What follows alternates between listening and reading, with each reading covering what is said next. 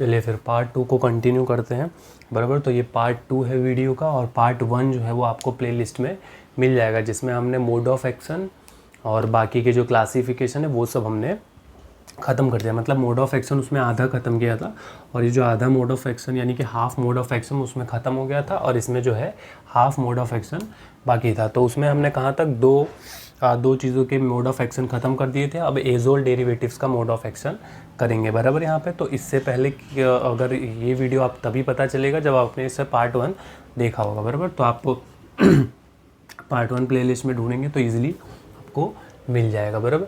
तो azole derivative start करते हैं। एजोल डेरिवेटिव यानी कि सिंथेटिक एंटी फंगल एजेंट्स। अब इसका मैकेनिज्म ऑफ एक्शन क्या होता है, तो आपने जैसे कि अभी इससे पहले वाले यानी कि पार्ट 1 में इससे पहले वाले मैकेनिज्म में पढ़ा था कि एर्गोस्टेरॉल क्या होता है, बराबर। ये सब पढ़ लिया था कि एर्गोस्टेरॉल क्या होता है। ये एक स्टेरॉल होता है, बराबर। और ये क्या करता है, सेल के मेम्ब्रेन के सेल की क्या करता है, सेल मेम्ब्रेन की इंटीग्रिटी, यानी सेल का यानी कि जो फंगस का सेल मेम्ब्रेन होता है उसको अच्छे से बनाए रखे, उसको वो मेंटेन रखता है, बराबर। और क्या करता है, एर्गोस्टेरॉल क्या करता है ट्रांस सेलुलर पोर्स बनाता है, बराबर। ट्रांस सेलुलर पोर्स बनाता है यानी कि आपके सेल के अंदर जो है वो जाने के लिए डिफरेंट पोर्स बना देता है, बराबर। जिससे कि क्या होता है, आपका जो इंट्रासेलुलर आयंस होते हैं उनका लीकेज होने लगता है, बराबर।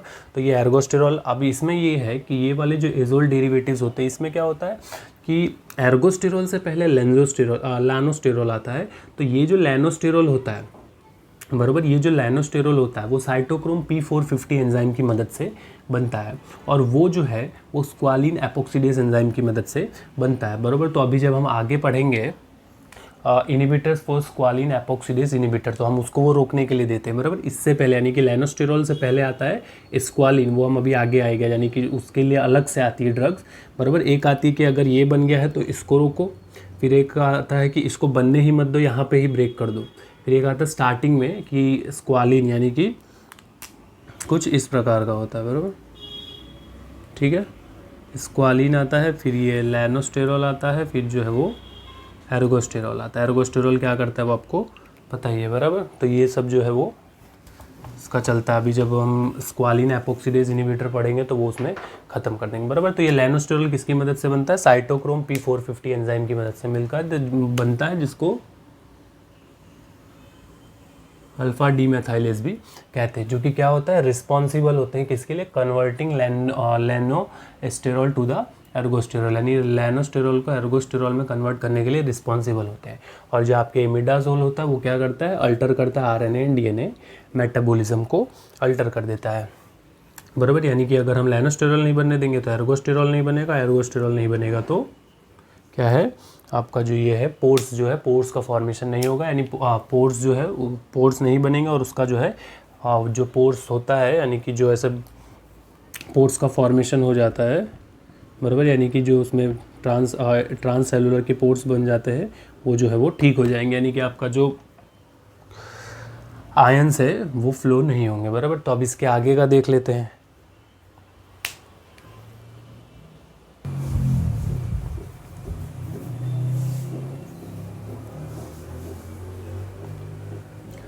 चलिए फिर इसके आगे देखते हैं।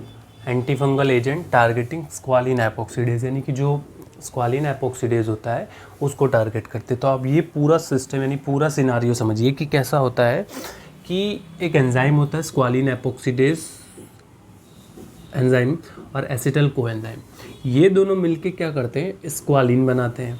स्क्वालिन के बाद ये स्क्वालिन जो है वो स्क्वालिन 2,3 ऑक्साइड में कन्वर्ट होता है, बराबर। उसके बाद ये जो है वो कन्वर्ट होता है लैनोस्टेरॉल में, और लैनोस्टेरॉल से एर्गोस्टेरॉल में कन्वर्ट होता है। और एर्गोस्टेरॉल में कन्वर्ट होने के बाद जो फंगस होता है वो क्या करता है, फंगस जैसे बॉडी में हो जाता है तो वो फंगस के अंदर ये सब प्रोसेस चलती है। फिर ये एर्गोस्टेरॉल रिलीज़ होता है फंगस के सेल के बाहर से। फिर वो एर्गोस्टेरॉल जो है वो दूसरे सेल्स में पोर्स क्या करता है, पोर्स क्रिएट करता है। क्या करता है, पोर्स क्रिएट करता है, यानी कि जो आपका सेल होता है, यानी कि जो सेल्स होता है उसके आगे जो होता है मेम्ब्रेन होती है, तो उसको जाने के लिए क्या करता है पोर क्रिएट करता रहता है, बराबर। तो जिस पोर की वजह से क्या होता है कि आपके जो इम्पॉर्टेंट ट्रांससेलुलर आयंस होते हैं, यानी कि जो इम्पॉर्टेंट इंट्रासेलुलर आयंस होते हैं, जैसे कि जो चैनल्स पे प्रेजेंट होते हैं, जैसे पोटेशियम हो गया, कैल्शियम हो गया, तो वो उन सब का क्या होता है लीकेज होने लगता है। किसकी वजह से? इस एर्गोस्टेरॉल की वजह से। तो पहले जो हमने ड्रग पढ़ी थी एंटी फंगल एंटीबायोटिक, वो यहाँ पे काम करती थी। उसके बाद जो हमने दूसरी पढ़ी वो क्या करती थी, वो यहाँ काम करती थी, यानी एजोल वाली, कि वो क्या करती थी, लेनोस्टेरॉल को एर्गोस्टेरॉल में बदलने नहीं थे, तो यहाँ पे अब ये जो लेनोस्टेरॉल को अगर रोकना है तो हमको क्या करना पड़ेगा, सीधा स्क्वालिन पे रोकना पड़ेगा। तो अब ये जो स्क्वालिन होता है वो किसकी मदद से बनता है, स्क्वालिन एपॉक्सीडेज एंजाइम।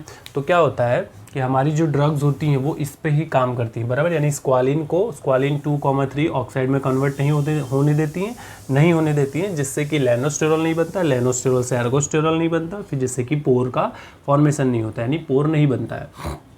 फिर inhibit squalene epoxidase not cytochrome P450, बराबर। तो साइटोक्रोम P450 जो है वो यहाँ पे होता था, यानी लेनोस्टेरॉल एल्गोस्टेरॉल में हो रहा है, तो ये क्या करता है, एजोल जो है वो साइटोक्रोम P450 को इनहिबिट करता है, जिससे कि लेनोस्टेरॉल एर्गोस्टेरॉल में कन्वर्ट नहीं होता है। लेकिन यहाँ पे जो होता है वो स्क्वालिन मोनोऑक्सीजिनोस के साथ होता है, बराबर, मोनोऑक्सीजिनेस के साथ। तो inhibit squalene epoxidase not cytochrome P450, यहाँ पे क्या आएगा, स्क्वालिन मोनोऑक्सीजिनेस के साथ होता है, बराबर।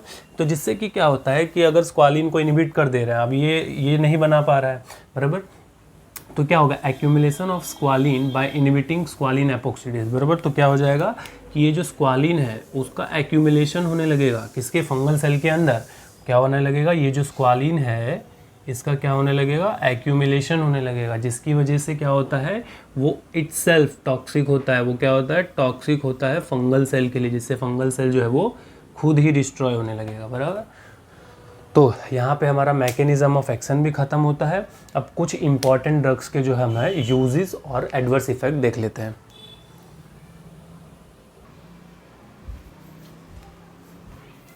तो अब यूजेस और एडवर्स इफेक्ट देख लेते हैं। तो यूजेस तो क्या आप जो पढ़ रहे हैं वो उसी का यूजेस है, बराबर। तो हम एंटी फंगल पढ़ रहे हैं, यानी इसमें जितनी भी हम ड्रग यूज़ कर रहे हैं वो क्या आता है, उसी के यूजेस में आता है, यानी कि फंगल इन्फेक्शन को रोकने के लिए। अब एम्फोटेरिसिन भी इम्पॉर्टेंट है, क्योंकि इसके बारे में अलग से कभी कभी पूछा जाता है, बराबर, 1-2 मार्क्स में। तो इसमें कौन कौन से आते हैं, एम्फोटेरिसिन बी में आता है हेड एक, फीवर, बराबर। कौन कौन से हैं, जैसे कि हेड एक हो गया, फीवर हो गया, एनोरेक्सिया हो गया, नेफ्रोटॉक्सिसिटी हो गई, बराबर, हेमेटोलॉजी हो गई, हेमेटोलॉजिक, बराबर। तो हेड एक हो गया, फीवर, एनोरेक्सिया, बराबर, एनोरेक्सिया, नेफ्रोटॉक्सिसिटी, फिर हेमेटोलॉजिक, बराबर। तो हेडेक, फीवर तो पता है। एनोरेक्सिया क्या होता है, एनोरेक्सिया मतलब कि obsessive desire to lose weight by refusing to eat, यानी कि इसमें क्या, पेशेंट जो होता है उसको एनोरेक्सिया जब होता है तो उसको क्या डर लगा रहता है कि मेरा वेट ज़्यादा है, मैं वेट कम करता हूँ, और उस वेट कम करने के लिए वो खाना पीना छोड़ देता है। तो उसको क्या होता है, यही क्या है कि ऑब्सेसिव डिज़ायर, यानी उसको एक डिज़ायर रहता है कि वो लूज़ वेट, बराबर, अपना वेट कम करे वो, यानी उसका वेट कम नहीं भी होता है तो भी वो सोचता है कि मेरा वेट जो है कम होना चाहिए, थोड़ा और कम होना चाहिए, तो उसके चक्कर में वो खाना पीना छोड़ देता है, बराबर। नेफ्रोटॉक्सिसिटी तो पता है, यानी कि नेफ्रॉन में जो टॉक्सिसिटी हो जाए वो, और रेनल टॉक्सिसिटी, यानी कि ये दोनों एक ही चीज़ होती है, बराबर, जैसे कि ये तो आपको पता ही होगा, बराबर। तो ये किडनी से रिलेटेड होता है, क्योंकि वही आपका वेस्ट बाहर निकालती है ना।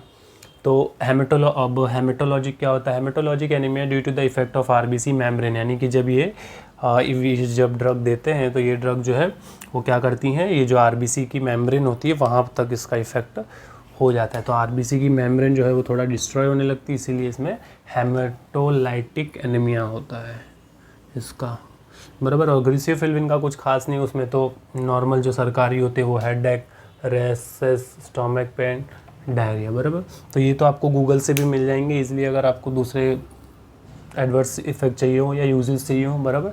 तो यहाँ पे हमारा पार्ट 2 कंप्लीट होता है, बराबर, यानी कि हमने चैप्टर 4 या सीरियल नंबर 4 सिलेबस के हिसाब से हमने क्या किया है, एंटी फंगल जो है वो पूरा अभी तक एंटी फंगल जो है कंप्लीट कर दिया है पूरा, बराबर। अब इसके आगे जो है वो दूसरे चैप्टर्स करेंगे, जैसे कि एंटी प्रोटोजोअल हो गया, एंटी हेलमिंटिक्स हो गया, फिर